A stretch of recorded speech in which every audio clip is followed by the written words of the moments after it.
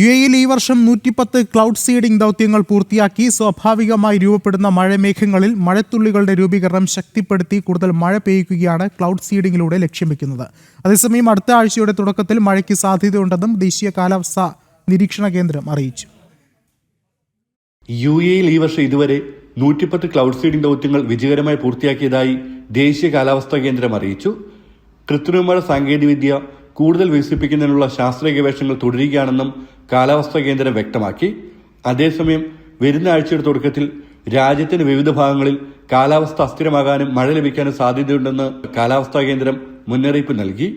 കിഴക്കുനിന്ന് വ്യാപിക്കുന്ന ഉപരിതല ന്യൂനമർദ്ദവും അന്തരീക്ഷത്തിന്റെ ഉയർന്ന പാളികളിലെ അനുകൂല സാഹചര്യങ്ങളും മൂലം തിങ്കളാഴ്ചയും ചൊവ്വാഴ്ചയും കിഴക്കൻ തെക്കൻ മേഖലകളിൽ മഴയ്ക്ക് സാധ്യതയുണ്ടെന്നാണ് പ്രവചനം.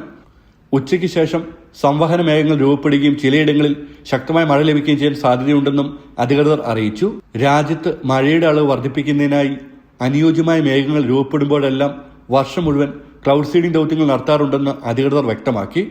പ്രത്യേക വിമാനങ്ങൾ ഉപയോഗിച്ച് പ്രകൃതിദത്ത ലവണങ്ങൾ മേഘങ്ങളിലേക്ക് വിതറി ജലത്തുള്ളികൾ രൂപപ്പെടുത്തി മഴ ലഭ്യമാക്കുന്ന സാങ്കേതികവിദ്യയാണ് ഇതിനായി ഉപയോഗിക്കുന്നത്. വേനൽക്കാലത്ത് കിഴക്കൻ തെക്കൻ പർവ്വത മേഖലകളിലാണ് ഇത്തരം മേഘങ്ങൾ കൂടുതലായി രൂപപ്പെടുന്നത്. ജനം, ദുബായ്.